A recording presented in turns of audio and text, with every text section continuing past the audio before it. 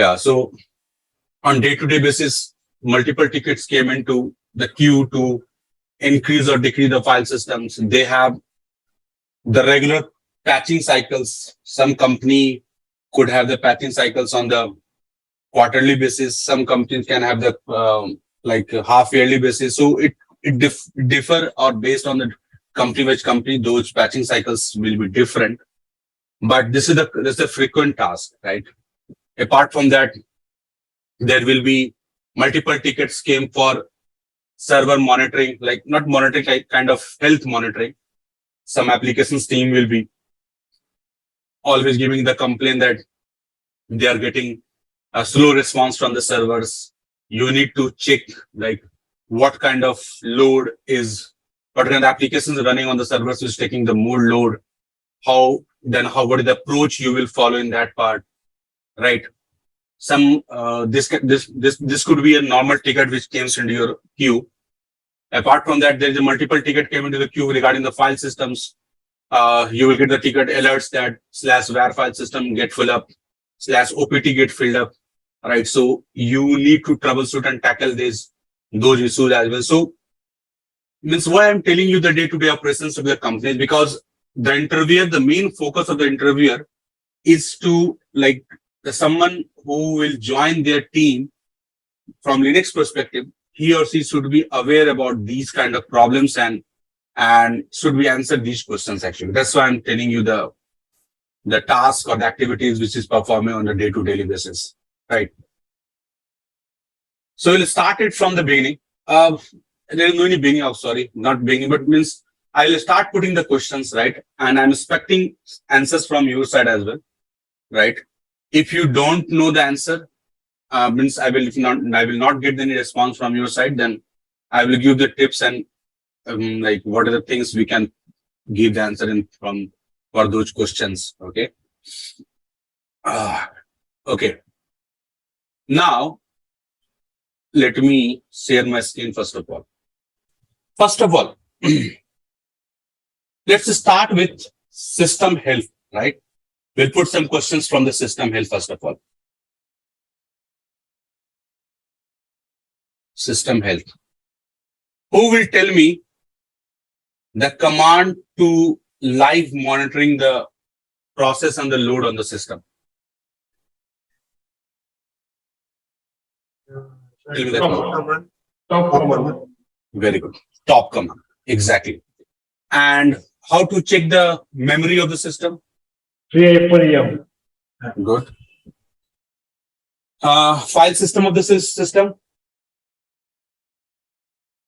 MK. File space, file name or directory name? No. File system of the system. What are the file systems available on the server? DF-H? Yes, DF-H is the right answer. DF-H is the right answer to check the file systems. Very good. Okay, how to check the used space in your file system? How to check the used space on your file system? Quickly. We don't have, there are lots of questions I need to ask. So give me the answer very quickly. How to see the used space in my file system? The same command, df-h. Yeah. How to check that in which file system your partition has been formatted? BLKID. BLKID, very good. And in DF space -capital TH also you can check that. Okay.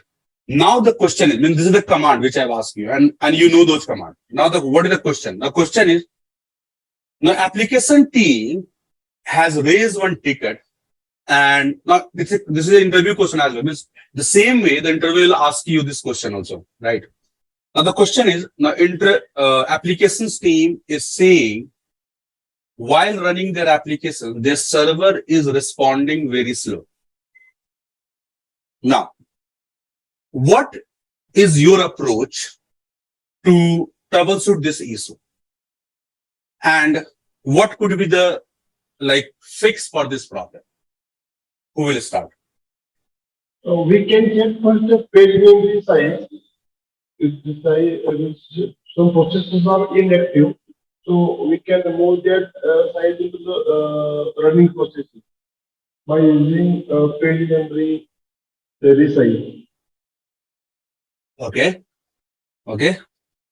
Anyone else? So we can make the process which are running slowly on the servers of client side. So make it active or fast by using page memory size. Okay. Or we Fine. can kill the unwanted services which are not required currently or probably next 24 hours, 48 hours. So we can make probably we can kill the services. Okay. This is statement I'm not clear. Actually, your voice is somewhere. It's very like not easy to understand me. Actually, that could be the reason. Can you hear me now? Is it okay? Yeah, I can hear you, but yeah. Okay. Go ahead. Tell me. So we can kill the unwanted processes to make the system faster. Okay. Understood. Yeah. This time I'm clear. Yes. Anyone else? Okay. Now see, whenever we are giving the answer of any questions, just try to keep in mind like this. You need to present in front of me the similar way you are going to present in front of interviewer, right? So now the question which I have asked you, like applications team has put that query like while running the application, they're responding very slow. Now, what is the approach and what is the approach you will follow and how you will fix it? Okay, first of all, let me correct few things from Vinayak part. Vinayak, you told me you will check for some page memory and if it is full, you will move it to somewhere. Is it something like right? Yes, sir. Yes, sir.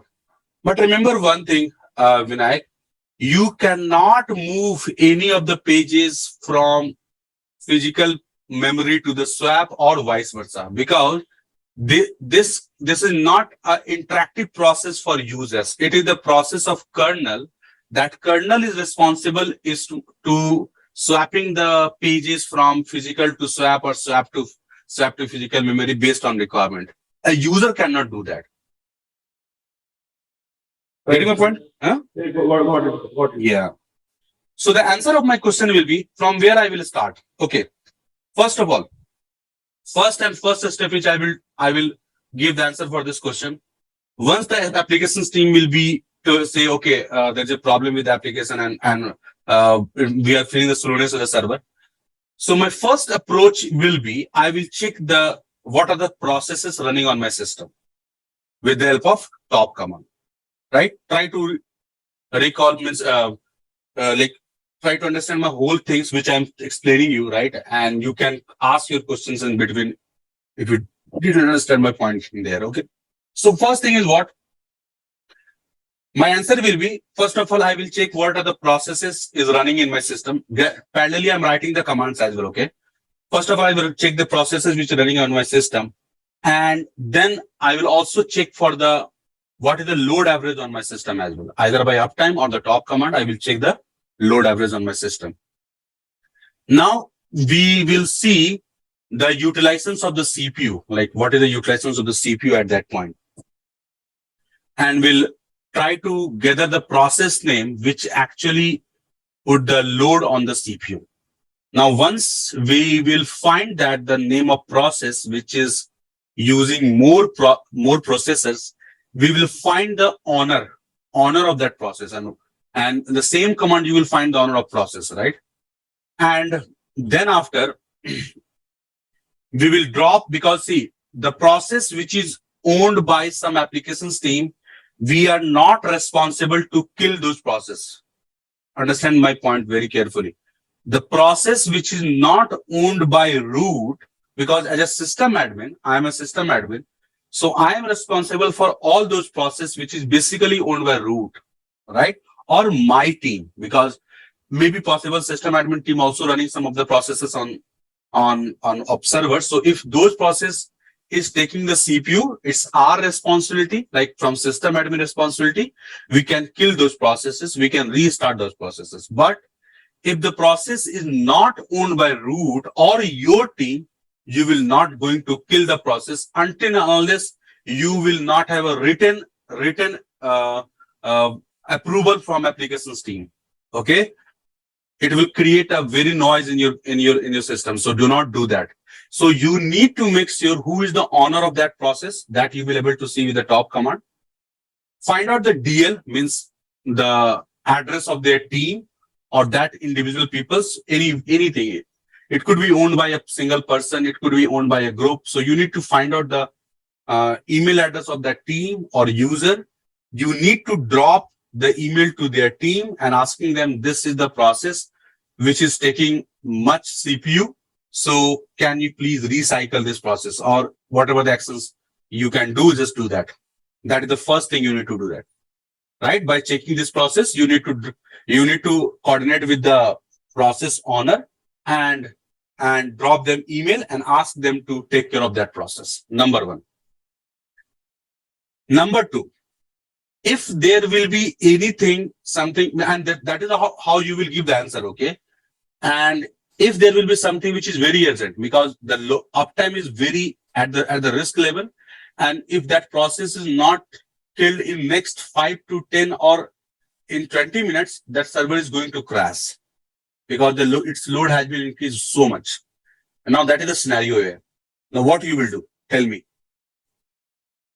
Tell me, who is going to answer me? Now the scenario is you notice the name of process, and you also understand if this process is not killed in next 20 minutes, it will going to down your server. What you will do? Anyone? What will you approach at this point? No? Okay. I'm giving you option. Can you immediately kill the process?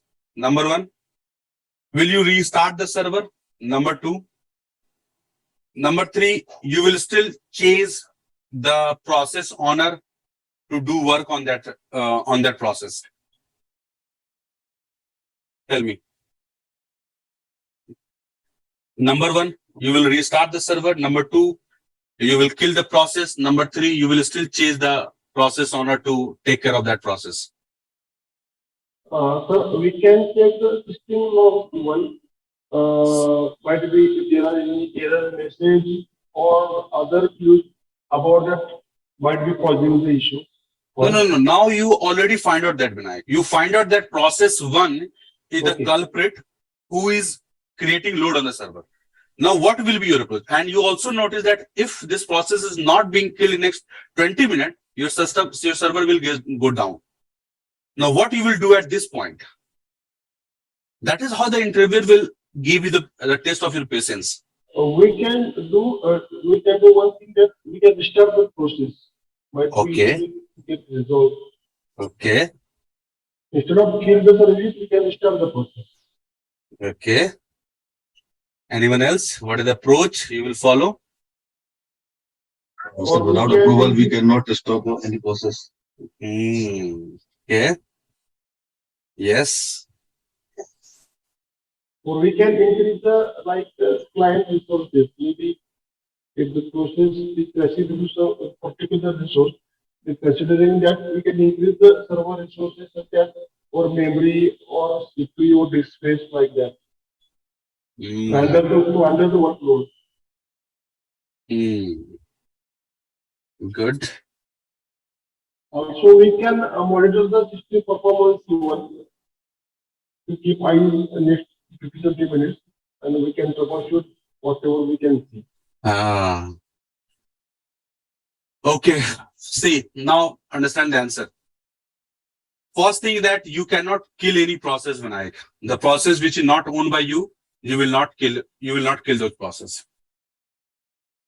Okay. I said that we can restart the process. Same thing, right? Restarting means what? One is it will stop, then start. Stop means what? Application becomes stop, right? Yeah. So kill and restart is the same thing. Kill means you are stopping the process. Restart means you are stopping and starting the process. Right. So the process which is not owned by you or your team, you will not able to do anything on that part. Remember. Right. Second thing, you cannot restart the machine as well. Now the third thing is the only thing which we can do, that we will change the application owner. But you will say, but how? Means now next 20 minutes my system server will goes down. Yeah, in that case, your company has some of the process which called change process, emergency change, P1 ticket, P2 ticket, like kind of these things, right? So in company, they have these kind of priority wise tickets. So you need to open those kind of priority wise ticket there and need to involve the application owner to take care of those processes, because until unless they will not going to approve over the email or the written communications, they will not going to kill the processes. Okay. So if your interviewer is asking this question, so your answer will be something like this. Yeah, in this case, like same thing. We'll open the priority ticket where there will be custom, what we can say, that there's one keyword. What is service team, or I'm forgetting the name actually of those team, which is actually sitting in front of all the teams there. So anyhow, we need to make the, we will connect with the applications team and ask them to take care of that, or give us approval to restart the application.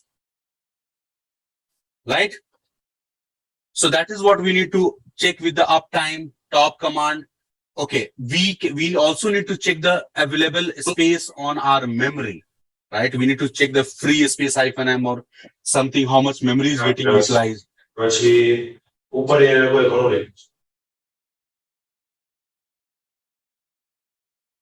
Right? So free space, memory space, you need to find out that. There is one very common problem, that is NFS mounting. It is very important. Understand this one. NFS mounting means your uptime is fine. Understand this, what I'm saying. Uptime is fine. Load average is fine. There is no any issue with that. Your system have the enough memory also, CPU also. Everything is working fine, but still applications team is facing the slowness. That is the question of interviewer. Means everything is fine. You will say different approach regarding file system check, regarding your uptime, regarding your load average, regarding your memory, regarding your processor. Everything is fine. There is no problem with this. But still applications team is facing the slowness problem. What could be the problem? Now the answer is NFS mounting. See, if your system has something mounted from the NFS server, and that NFS server goes unresponsive.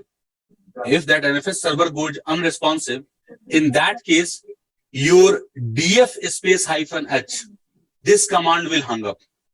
Remember, because it will try to mount the file system from the NFS, and it will not able to mount from the NFS, and your file system will get hung up. And if your application is running over that NFS shared file system, then definitely your application will going to respond very slow. Right? So that is what the another problem, NFS mounting. So your answer will be, there could be the problem with the NFS mount. How I will verify? So I need to run the df-h command, or before running the df-h command, because it will hang, we will check our fstab file, and then in that fstab file we will verify is there any NFS mounting is there or not. If there is an NFS mounting is there, so we need to check that if the NFS server is reachable or not. Because most of the cases, what happen if the NFS server is not reachable? So in that case, and the applications working via that storage which is coming from NFS. So in that case, that applications go slow down. It will not working properly. So what is the approach you will follow in that case? Yes, in that case, what we will do? First of all, we will contact with the NFS server team, who means the NAS team, who is basically responsible to make those server available, and ask them to verify that if the server is working fine or not. So they will verify that. If they will say, yes, we are okay from our side, then there could be the problem of network. We need to connect with the network team. Then we'll try to ping the NFS server. The miscommunication should be first established between your server and the NFS server. Once it will be done successfully, then only this problem can be resolved. Right? So you will be tackle this system health in this way. Means you need to you saw that I asked you the question multiple approach, right? Like in case everything is looking fine, still your system is slow, then how you will check that? Now, another thing is, let's suppose there is no any problem with NFS, but still your system is responding very slow. Means your application is responding very slow. Then what will be the problem now? Now, there could be the problem of SAN disk. Means the disk which came from the network, first one was the NFS, that is network sharing. Another problem could be your SAN disk. SAN disk means what? The disk which is coming from the network, right? It could be the also problem. How you will verify that? We have the command called multipath and -ll, which will tells you like is all the path, all the disk which is coming from network is working fine or not. Here also you need to check this part. You have the iostat command, which will help you to see the load on your disk, right? The disk which is attached to your server, it will help you to identify the load on that disk as well. Sometimes it also happening like multiple users may writing the data on your disk. So in that case, the load of the disk has been is going to increase, and the performance of your system getting degraded, right? So in summary, the system health can be judged or can be monitored on the basis of your memory, your CPU, your load average, your NFS mount, your SAN disk, your disk like iostat and all these things. And these could be your possible reason. And you need to know the commands, how to verify all those things. And one more thing, it could be also depends on your zombie processes. So there are 6 to 7 cases by which your system health can be degraded. And I told you the resolutions was everything, right? So in case of application, what you need to do? In case of NFS, what do you need to do? In case of SAN, again, you need to connect with your same storage team. They will confirm that if the storage is working from their side or not. Once they will confirm that, then you need to connect with check with your own server. You need to restart the multipath service so that it should fix. You need to connect with the network team to fix the any loop or any issue in between server and the storage team, right? In some of the cases, if your multiple zombie process will be there, then there is no any case to kill the zombie process.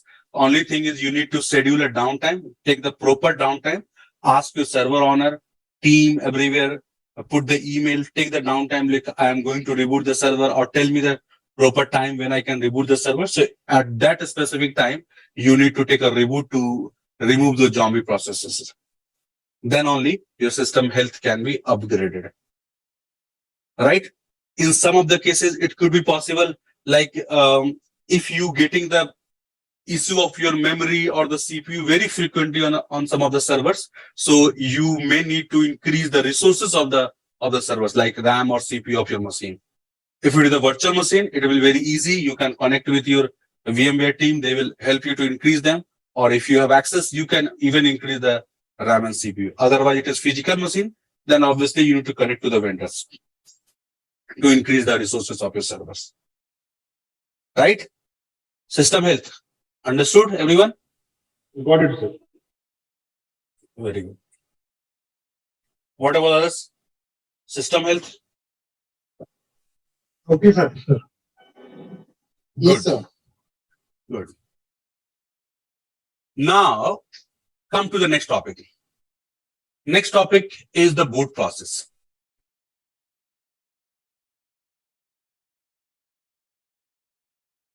Questions. What were the questions there?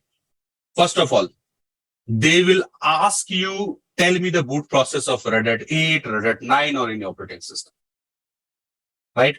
And you need to tell them all the phases, right?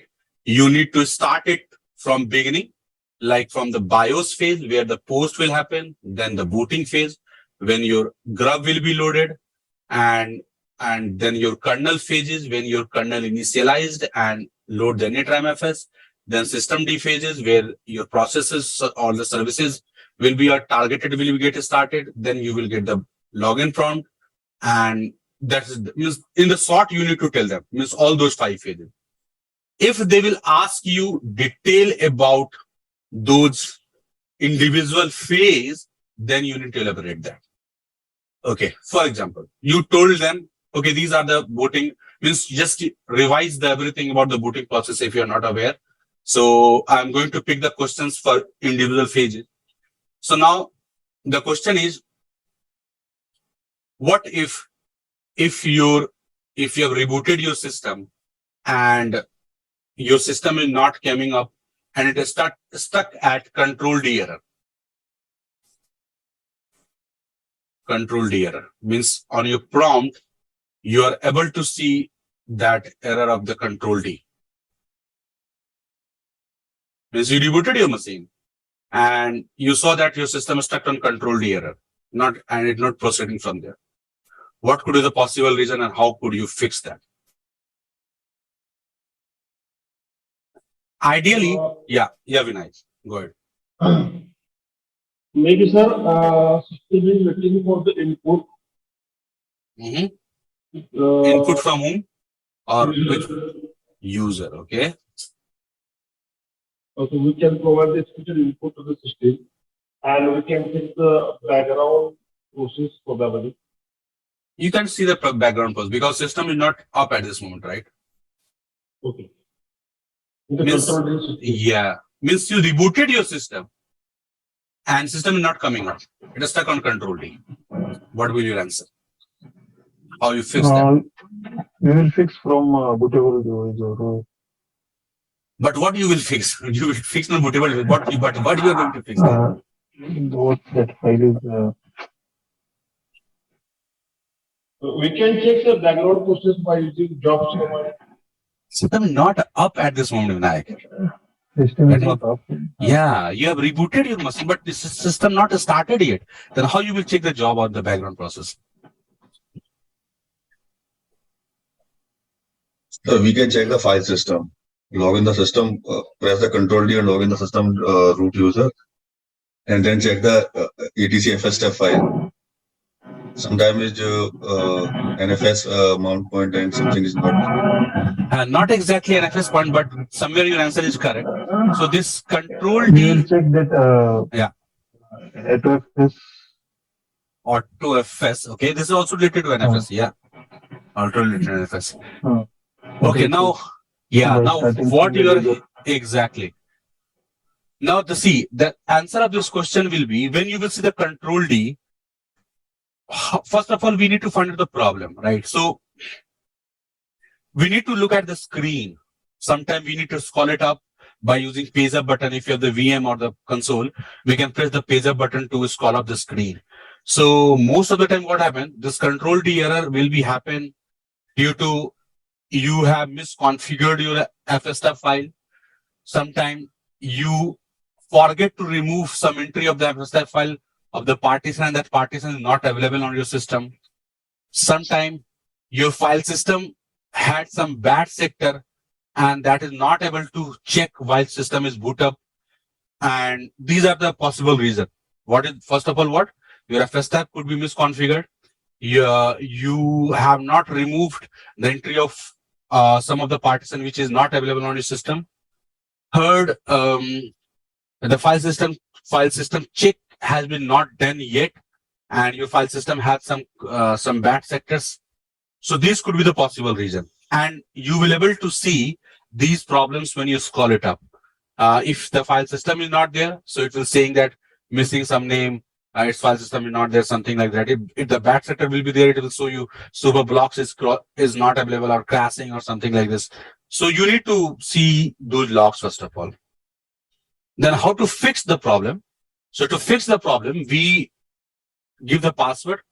Then once we give the password, then go to your FSTF file or mount it on read-write mode. I hope you know the command that is mount space -o remount rw space/. Then try to remount your FSTF file, mount space -a. If any file system is missing, it will show you. Okay, this is not available, but in FSTF file it is there, right? So open your FSTF file, comment that line or remove that line, or it will also prompt you for any bad options will be there. So it mount -a will show you that some bad options. Open that file, correct those options there in your FSTF file and save that file. In the third case, the bad sectors which I said, most of the cases it came into the ext4 file system. So you have the command called e2fsck, right? This command normally you ran when you learn about how to reduce the LVM. Okay, so e2fsck command. So run e2fsck command on the file system. It will check the bad sector. It will fix the bad sector. Then again, press exit and your system should be come up. Right? That is what one thing you can do there. Second question means second thing will be, now I've rebooted the machine, but now machine has stuck on the grub prompt. What you will do?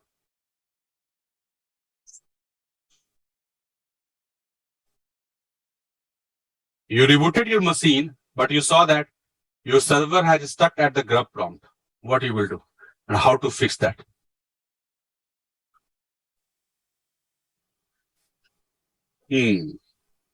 So, when the system is stuck in the, I think, graph form, it means that the graph bootloader is unable to find the to load the operating system. Okay, agree.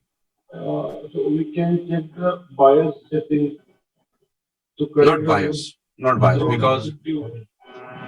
because it will take the first boot device. So it means BIOS is completed. So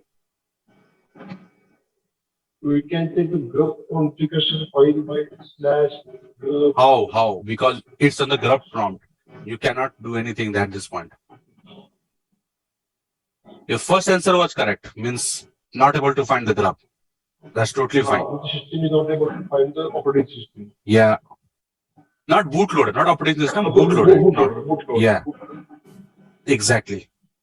That approach is correct. Now, how you fix that?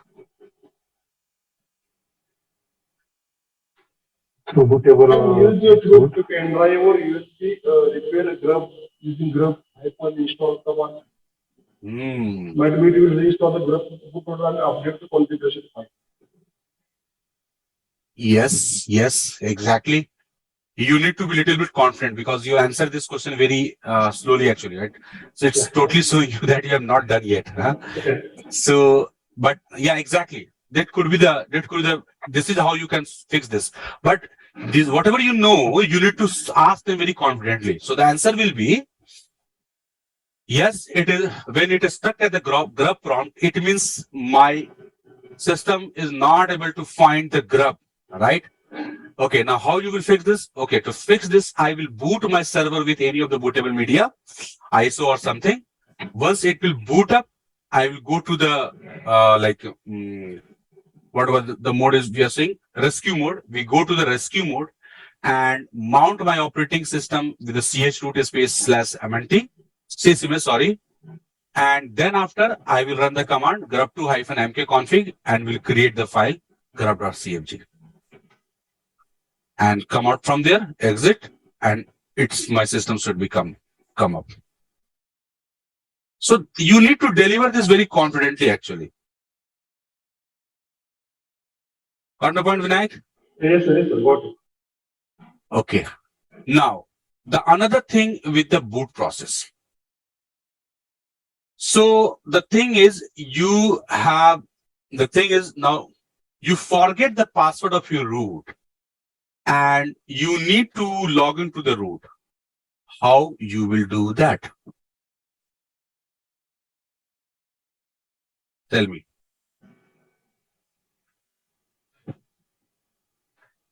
We will first start with the system and we will see that two options that files, what kernel files first.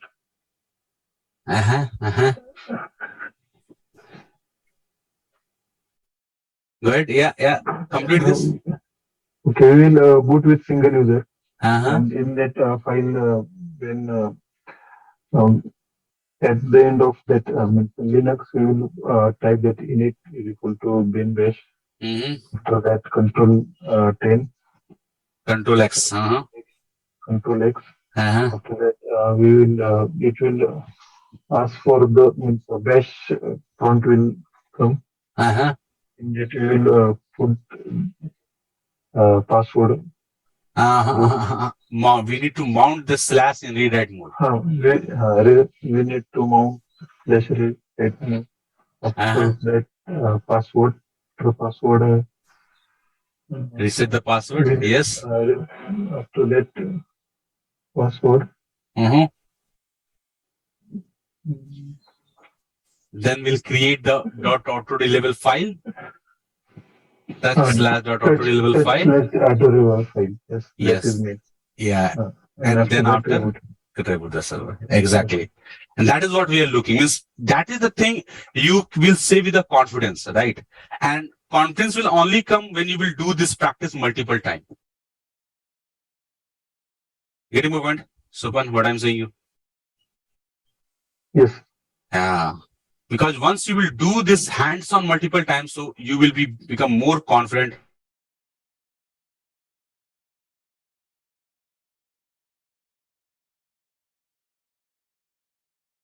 So definitely the person who is sitting in front of you, they will understand, okay, you are saying with by learning something, not with your expertise.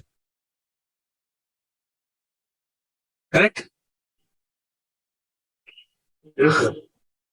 Okay. Now the next question from the boot process, how the system would know, how the system would know the default target?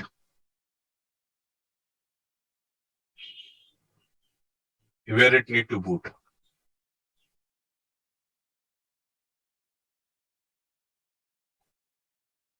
Tell me how the system will know the default target. Sir, system takes the default is specified in the That command you will do. Systemctl get default, you will run to see the command to see the default target. But how the system will know what is the default target?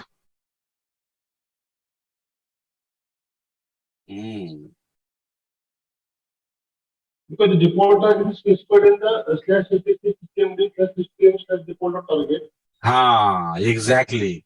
That file need to check, Yes. right? Yes. So that file need to check while system will boot up, and accordingly it will pick the default target. Yes, that is correct. Okay. Fine. Now, the next question they will ask you from patching. Now they will ask you, are you did any patching? So your answer will be obviously yes, right? Yes, I'm involved in the patching.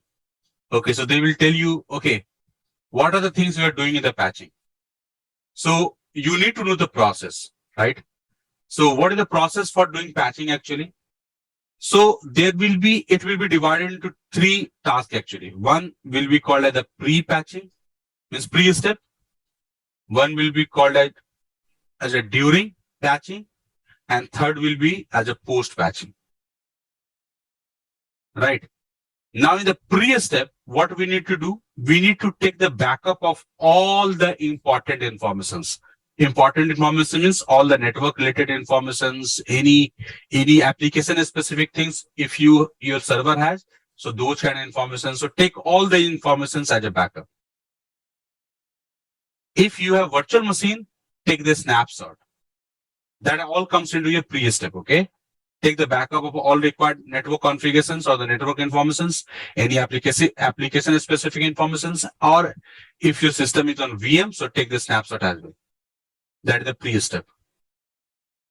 During patching, you need to patch your system by using yum command, either by yum space update space package name, or if you need to do the whole system patching, so you can run a space yum space update, right?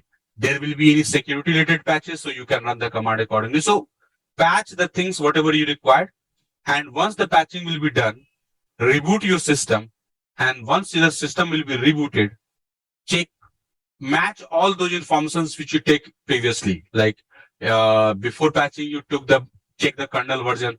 So after the patching, obviously the kernel version should be changed. Kernel version should be changed. Their OS version could be changed possibly.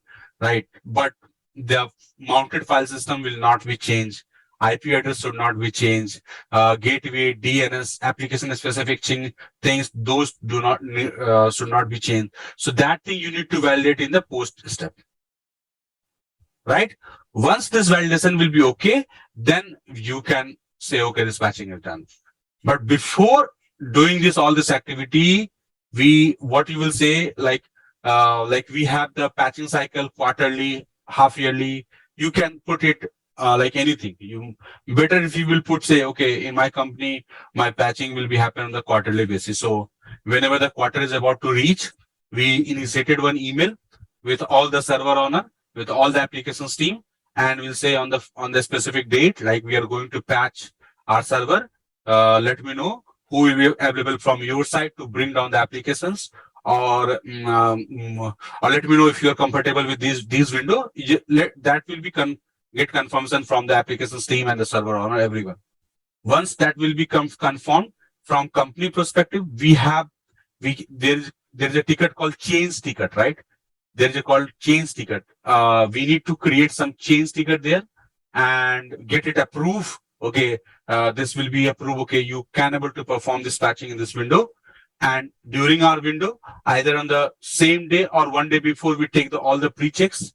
Then during our window, we do the patching and do the post check, reboot the machine. Once it will be done, we will confirm them like, yes, the patching has been done. If you need applications need to down, so before doing patching, because you already take the information or name of those team who will be available to bring down your applications. So you need to contact them like, okay, we are going to patch the server, please bring down the application.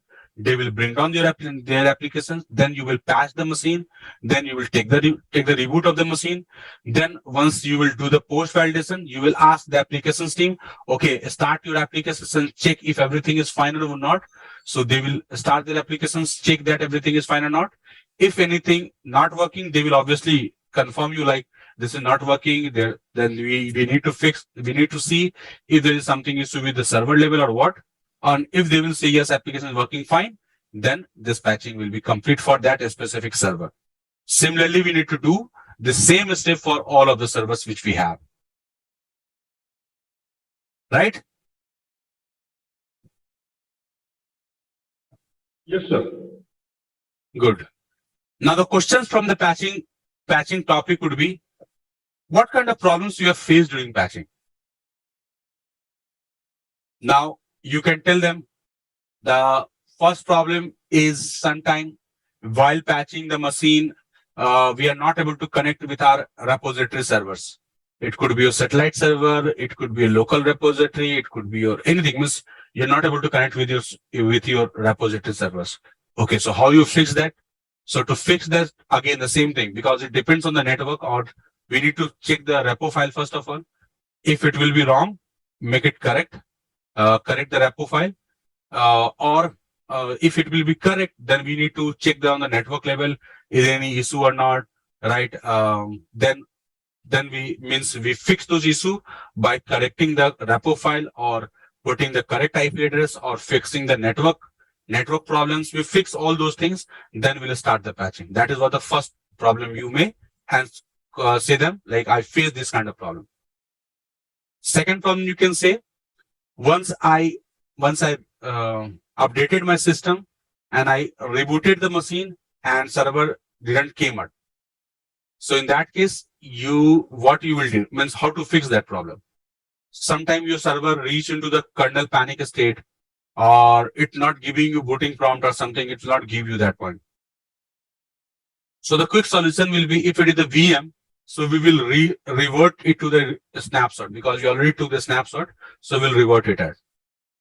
If we have physical machine, in that case, we will boot the system from older kernel, because the older kernel will still available there. So we will boot up the system with older kernel and roll back the package which we had installed.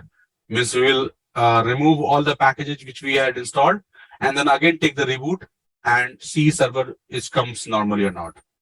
That could be your another problem. Third problem is, once I updated the patching, did the patching, application team is reporting that their application is not working. right? That could be the problem. Now, how to fix this problem?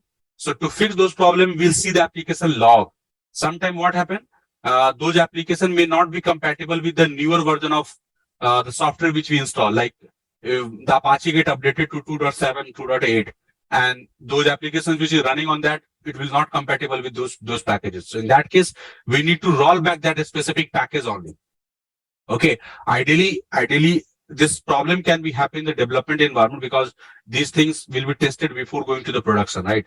So it could be possible like the applications is not compatible with the newer version of the Apache or something, right? So we need to roll it back to the older version.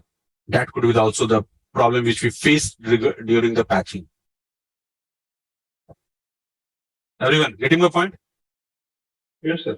Yes. Very good. Okay. That is about your patching. Sir एक question था मेरा बोलिए server पे जैसे पूरा server upgrade करना है accept colonel छोड़ के तो उसमें क्या कमांड होती है Okay, good question. This can be also a part of interview question. I totally appreciate your question, Madhukar. So the answer could be two things. One is while updating your kernel, we can use -- exclude option. Exclude yum space update and space exclude equal to the kernel. We can put this one. Or this question can be asked in another way as well. Means I need to update the whole operating system, but I do not need to update the Java, right? Because Java is the main culprit if it get upgraded. So most of the application will be get down, right? Okay. So one option will be the same, -- exclude equal to kernel. Or we have etc yum.conf. So in this file, we can put the parameter called exclude and put the name of the thing, Java, kernel, whatever you want to exclude while updating, we can put there. So these things will be not get upgraded. Got your answer, Madhukar? Yes, sir. Very good.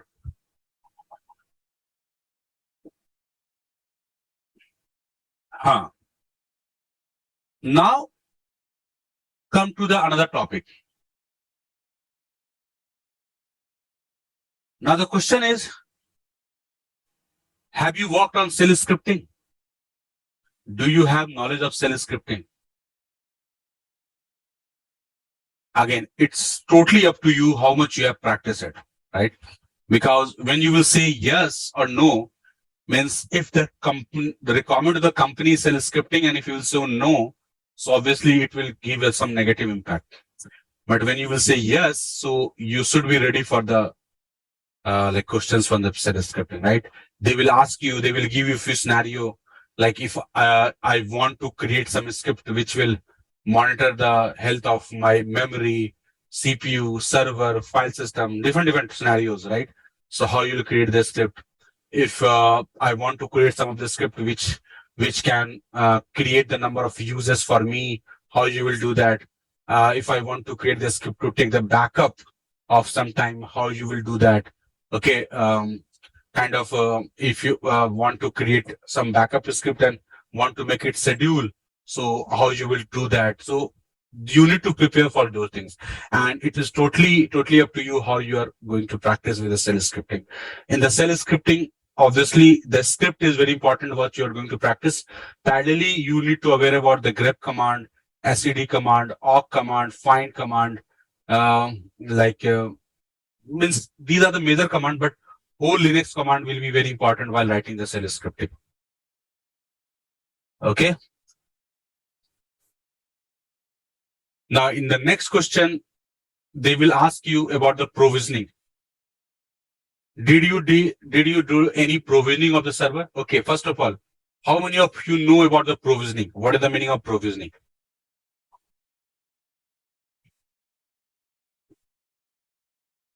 Provisioning means creating new servers. Okay, so they will ask you how, did you able to perform or do any provisioning of any company? So it means they are asking you, have you created any new server, build any new server? That is what they want to know. Again, answer will depends on you. No or yes depends on the requirement of their company. But if you will say yes, then they will ask you how you provision your system. So you need to know like few of the steps either by kickstart, right? If you will say kickstart, then they will show you, okay, how this kickstart is working, the different questions they will put, the parameters of the kickstart file and all those things they will ask you. You can also ask you, say that, yes, we are installing the, provisioning the system with the help of ISO. You can also say with the help of installation with the, VMs by templates and all these things. So you need to make sure that whatever the way of provisioning you are saying in front of them, you need to be aware about all the if and else of those technologies or those things, right? Kickstart or ISO or anything. Everyone, shell scripting, provisioning, getting the point? Yes, sir.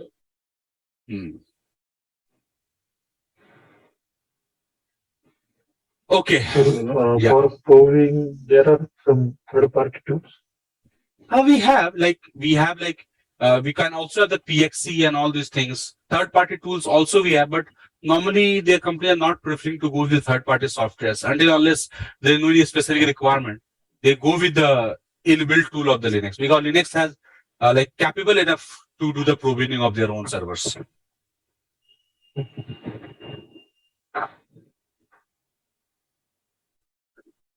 Okay.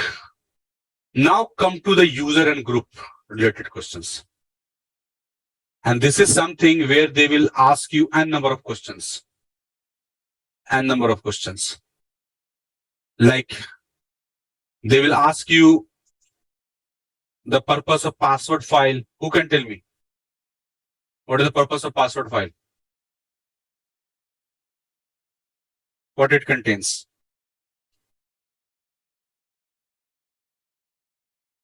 Again, I will. Yeah, anyone want to say something about the password file? Password file stores the account information. Just like what? Including like username, passwords, specific setting of the particular user. Only username and password, but they will ask you, there are around 7 steps are there, 7 fields are there, right? Means they will, when the question will be what in the password file. So it means they want to know all the 7 fields in the password file. Like UID, GID, right? Password file contains the username like UID, GID, home directory, default shell. Exactly. Username, UID, primary GID, not only GID, primary GID. So, yeah, cell, comments, and then reference of password, right? In the second field, they have reference of password. So that is how you need to say them. What is the shadow file?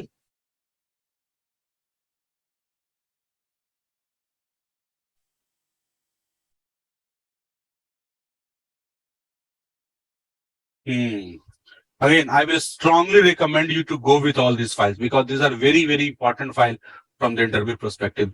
They would like to know what you know about the user's perspective. In the shadow file, there are around 8 or 9 fields. 8 fields where you need to explain each and everything. So, last password change, minimum days, maximum days, means everything you need to know about this change.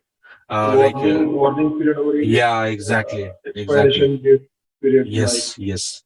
And one more thing, when you are answering this etc password or shadow file, make sure you are saying in the sequence because this will make a very positive impression on the interviewer when you are saying everything in the sequence.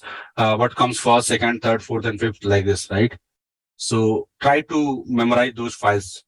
Bash RC and bash profile. Who will tell me what is the purpose of bash RC and bash profile? .bash RC, .bash profile. From user perspective, you need to revise all those things. Bash RC, bash profile, then etc password, etc shadow, etc group. How many of you know about the change command?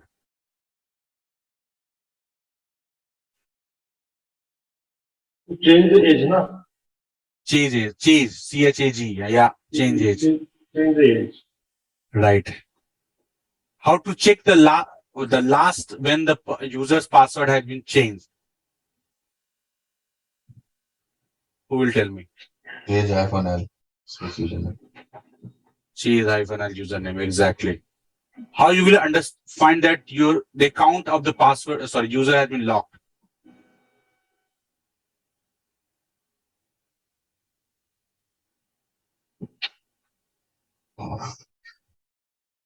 Or the password of user has been locked? You can Again, check in the yeah. shadow file. Shadow file, exactly. We can check with the shadow file with exclamation mark if it will be there, right? Or even we have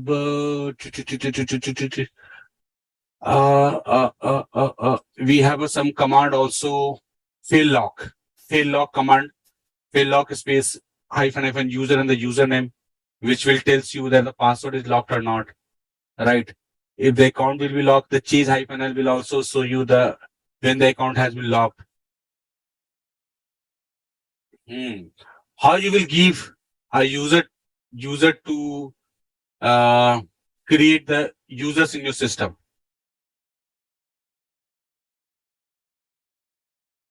Sudo file, right? Sudo file syntax are very important. They will ask you to write the syntax in front of them. How to write all those permissions there. Okay. What is the difference between SGID and sticky bit?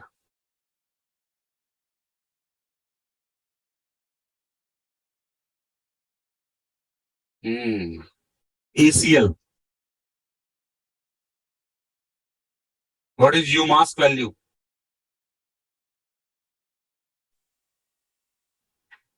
Zero to two. 0 to 2. No, what is UMask value? To set the permission. To set the permission. No. Value, no? User creation mask. No. What is the UMask value? If someone will ask you what is the UMask value, what are you going to answer them? User mask. When we create the user, where the default value. No. Or you are going to say what is the UMask value? UMask value the value which defines the default permissions, of the files and directories which is created by the user or group. That is UMask value.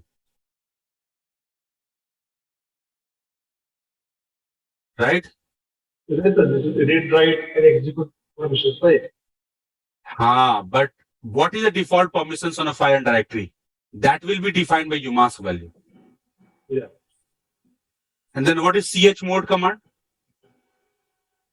To change the modifications. To change the permissions. Then, okay, next question is how to, let's suppose if my system is a part of domain controller. Now, how we make sure that whenever the username will be passed there, so it will always check the username from the domain controller instead of local machine. It is cnswitch.conf, right? From where you can manipulate those things as well. Okay. Then how you will check the gateway of your system? Gateway of the system. Route. And how you will change that?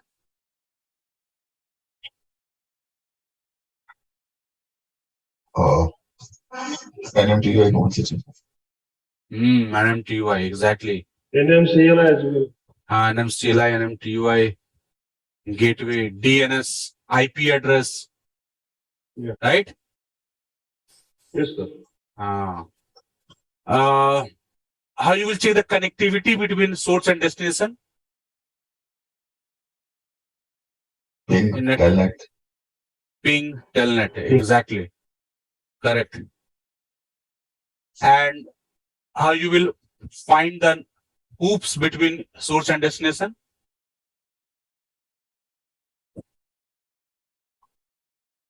Trace route, right? Trace route, trace path, these are the commands. Okay, now come to some scenario based question.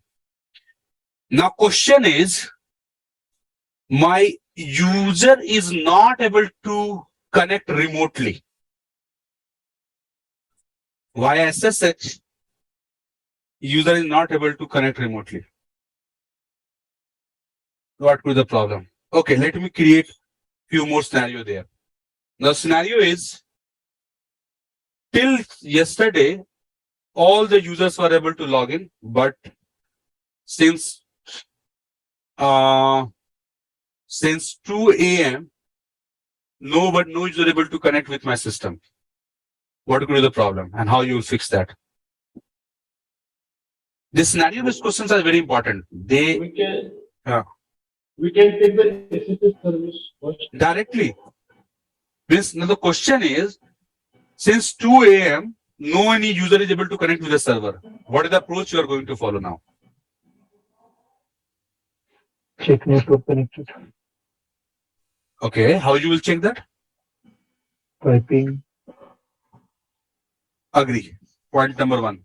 Good. After First that, step is yes, checking the network after connectivity. that, he is not able to SSH. Then we will check the service SSH. It is started or stopped or that. Agree. Second step is fine, but let it back to first step. Now you are trying to ping and your server is not pinging. Then what will you do? Install the service. No. You're Means trying to ping the server ping. and ping is not means ping space IP address and is not pinging to the server. Now the next step is Check the IP. where? That system. Okay, how you will check that? Config. Again, you are missing something between. Means first of all, you need to access the console of the server, right? It is the virtual machine or the physical machine. You need to take the console first of all. Once you will take the console, then log into the server, then we'll check the IP address of the system. IP address is there. Now, IP address is there, but still you are not able to ping to the server. Firewall settings. But it was working since 2 a.m., right? Means till 2 a.m. So it means there will be no issue with the firewall. Service. Okay, service is running. SSH service is running. Then key generation. No. Ping is not related to the key generation, right? Ping means it is not related to any key. SSH, no? But you are not able to ping that machine, right? So if you're not able to ping, it means there is no any problem with key. There is a IP address, you check that. Then in that case, you firewall with the Vinayk set, but I told you it was working. It is not working only from since 2 a.m. So it means there is no issue with the firewall at least. We can take the road drivers or. Again, it was not something which is running since long day. It just Connection. Cable over. Exactly. Cable. Connection with the cable and all these things, right? Yeah. That could be the problem. Means there could be some, if the physical network is there, so it could be some loose connectivity will be there, or if the VMs, it could be the VLAN which has been changed or something. It could be the problem. Yes. Okay, I'm changing my question. Now I'm able to ping the system, but still I'm not able to take the SSH. Tell me. I'm able to ping the system, but still not able to take the SSH. Service. Okay, running. Service is running. Now, still not able to connect. I'm literally telling you this is the same thing way interview will check your patience actually. Yeah, service is running. Then Yes.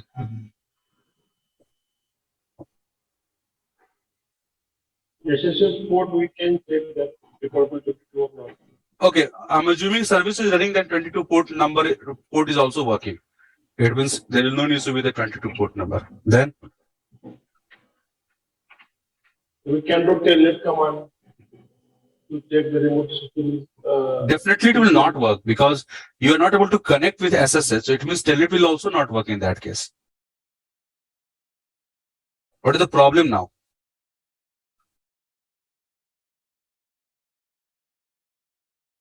If You- the access blocked or not. No, it was already working. It just means not able to take the SSH few minutes before or a few hours before. So it means all things are allowed. You are not thinking about the system health. Because if sometime the system health is more, you will still not able to connect with the SSH. And that is your answer now. So if the connectivity is there and still you are not able to take the SSH, now I will check the system health. Sometimes system is hanged also. System is pinging, but system is hung. Maybe system is in hung state. So at that time, you need to reboot the machine. But again, remember my previous word. You will not reboot any machine in one go. You should have proper approval. Either it is in hung state, but still you need approvals. Okay, you need to communicate over the emails. You need to drop the emails, then ask them, okay, he the server owner or they confirm me is in the hung state. Shall I proceed to reboot the machine or not? You need to take all this confirmation. Once they will do that, confirm that, then you will able to reboot the machine. Okay, we'll take the reboot. Otherwise, no. Right? Or if your system is not hung, you will able to log into the machine. Just log into that, check the process, check everything, the same step which I told you in the beginning of the classes. So you need to follow all those steps.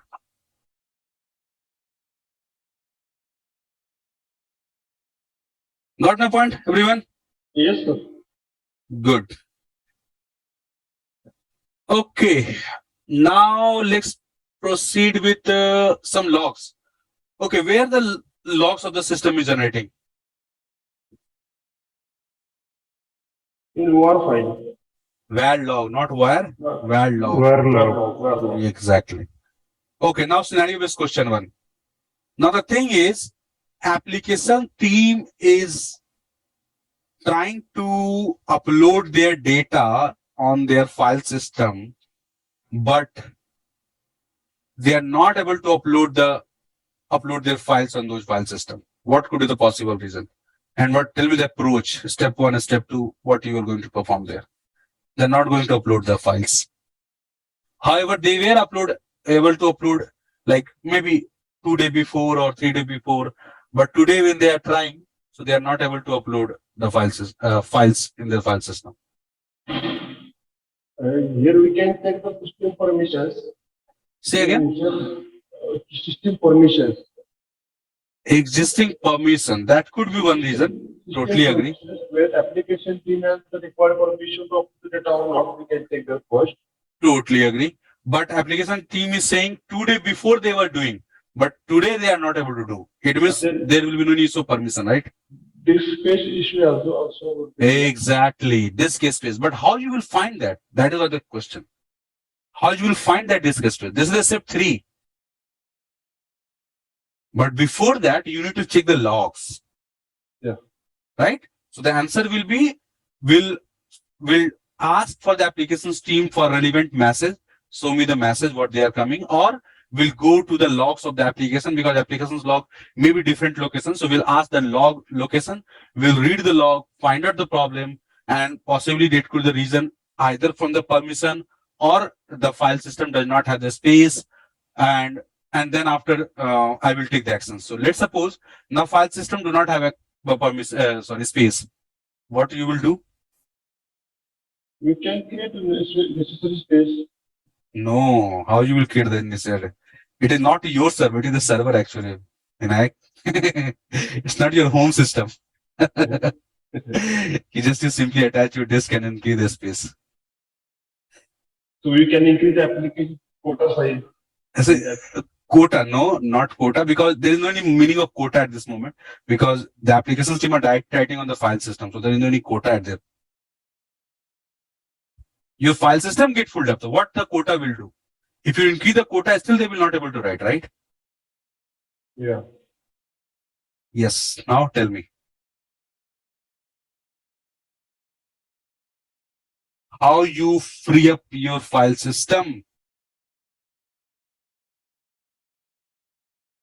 Okay. First of all, you need to find out what is the files which take much size there. You have the du space -sh command or find command by which you can find the files which has much sizes, which is the more sizes there, size of the files. We can compress that files. Not directly, Vinayak, not directly. Because let's suppose you have a message file, a log message file. If you will compress that file, your system will crash there. Remember? So we will compress it, definitely will compress it. But before that, just see like if that file is system oriented file, like log message, which I told you. So do not compress it at one time. Do one thing, make a copy of log message to somewhere else in different file system, which has some space. Now truncate that file now and then compress the file which you copied somewhere and take it back in log folder. Or if some older files are there, so you can compress that file. If that file is not owned by you or your team, again drop the email to your the respective team that please compress them, or let us know if I can compress that or I can remove that. So this is the way you need to follow there, right? If there's a system files will be there, then do not compress it, do not blank it at the same time. Make it copy it some different file system. Now compress it or truncate that file and then compress the backup file and take it back in your log message or wherever the location it is.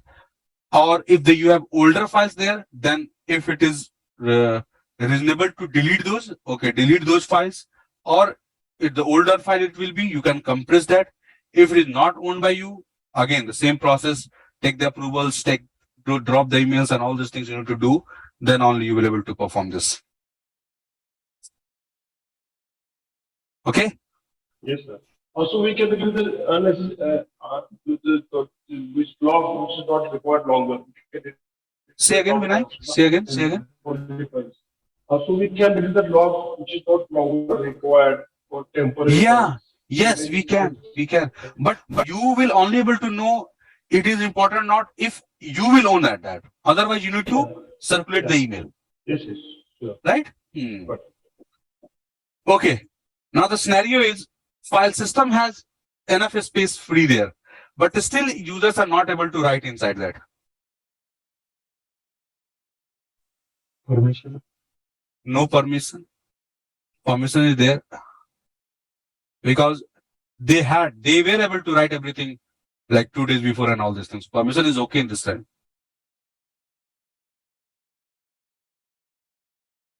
inode number. Possibly the number of inode get filled up when you will do df space -ih. So it will show you the used and free inode number. So possibly when inode number will be filled up, so still you will not able to write anything. And only the solution when the inode will be full, either delete the older file or increase the file system. That's it. There is no any other way in that case.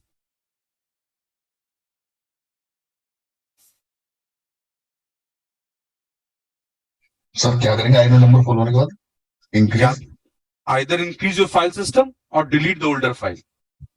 Okay.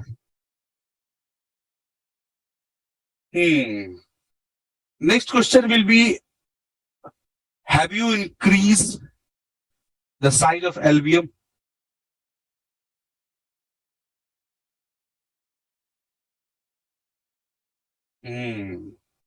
Go with this topic as well, because increasing, decreasing of LVM is very important questions they will ask. Have you reduced the volume group? How you remove the physical volume from the volume group, right?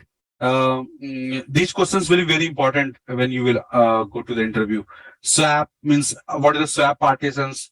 How to add any additional swap? Either downtime is required for extending an existing swap. Yes, downtime is required. Whenever you extend the existing swap, that downtime will be required. So better is to create the new swap partitions. Okay, so these are very generic questions regarding the increasing the LVM, replacing the physical volume, reducing the volume group, right? Reducing the logical volume, like increasing a swap file system, creating a new swap file system. So these are very frequent questions which they may ask in the interview. All right, so go with that as well. Okay. Yes, sir. NFS, how to create the NFS server? What is the meaning of NFS? They will ask you different options which related to the NFS, right? Related to possibly if NFS server is not reachable, how you will be able to trace that. Okay, the same thing which we discussed a few minutes back in case of NAS based problem, which we just discussed in a few minutes before. Okay. Then not from Linux perspective, but as the companies are also going toward the container and the Docker, so possibly they may ask you a few questions about the regarding like, are you aware about the containers? How to like, what is the registry? How to pull the images? How to run the containers? How we can run any application inside the container? So because you, I think means you already heard about and read about this container in your RHCSA course, and companies are also focusing towards those containers and all those things. So that could be the means one reason when you are the part of interview, they may ask these questions as well, right? That is the automation, no, sir? Automation. That is not a part of automation, Vinayak. That will be automation that's related to Ansible. But this is something called microservices, not automation, but microservices. Okay.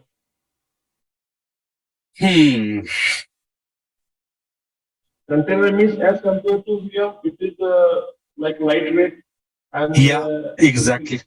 Yes, fast, yes. fast reboot process.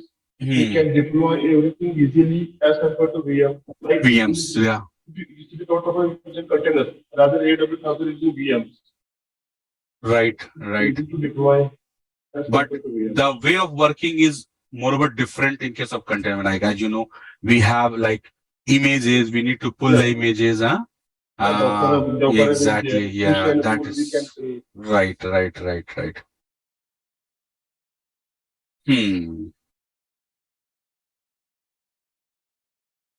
Yes. Any questions would you like to ask me? About AC Linux? SLX is not very important because most of the company you will see SLX is disabled. But yeah, like basic command, how to enable, disable, and change the context level, you should be aware. But I honestly say this SLX is mostly disabled in most of the company, right? So they will be not focused on the SLX. However, I would say 0.1% company who is working on the SLX, they may ask this. Otherwise, Job scheduling. yeah, that is what I told you in the scripting part, right? So job scheduling, they will ask you like take the backup and schedule those things so that you need to take care. So yeah, job scheduling, they can ask you. Full tab. Yeah, yes, job scheduling.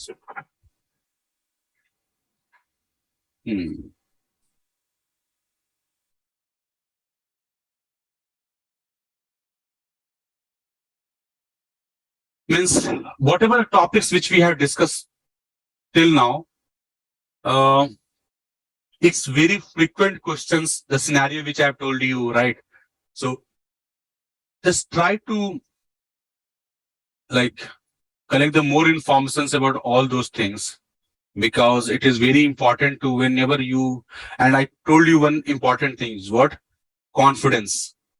Whenever you are answering any questions, the confidence should be always in your word, and those confidence only you will gain when you have very good hands-on on all those topics, right? So if you have not done yet, start doing that, because those hands-on is very important. Because without any hands-on, the confidence will be not coming into your word, and without any confidence, the interviewer which is sitting in front of you, they will understand in few seconds that are you saying with your experience or with your learning perspective. So start doing preparations, start doing labs, do the practice of each and everything 2 times, 3 times, 4 times, 5 times, as much time you will not get comfort, answer with a very, very confident. Right? And all those topics, yeah. Okay, one things in the storage part, they may ask you how to get the new lens. Have you, you need to tell the whole step which you learned from your course perspective, like scanning the lens, then after you need to use the multipath, then is all the new disk which you have attached in your system, create the partitions on your multipath. Means maybe you know the concept of this multipath and all this, and that you need to deliver if they will ask you about the new lens and all these things. Okay. Sir, question था, Mm-hmm. Suppose जैसे कोई भी लन है, तो उसको अगर मान लीजिए किसी वॉल्यूम में ऐड करने के लिए उसका पीवी क्रिएट करते हैं हम, तो पीवी क्रिएट करने से पहले उसको एफ डिस्क पे में वॉल्यूम क्रिएट करना जरूरी है या फिर डायरेक्ट पीवी क्रिएट क्या करना जरूरी है? मतलब पीवी क्रिएट करते हैं तो उसको विदाउट उसका पार्टीशन क्रिएट करे डायरेक्ट पीवी क्रिएट कर सकते हैं? क्यों नहीं कर सकते? उससे कोई प्रॉब्लम तो नहीं होती? प्रॉब्लम ऐसा कुछ नहीं है, उसमें कोई ऐसा दिक्कत भी नहीं है उसमें करने में। बस सिर्फ कहाँ पे दिक्कत होती है अपने को, कई बार क्या होता है कि अपने को किसी जगह पे आईडी चेंज करना होता है, not as for regarding LVM, but कहीं अपने को आईडी चेंज करना पड़ता है, तो वहां पे एग्जिस्टिंग पार्सन का आईडी नहीं चेंज कर पाएंगे, तो वहां से तो आप कर सकते हैं, कोई दिक्कत नहीं।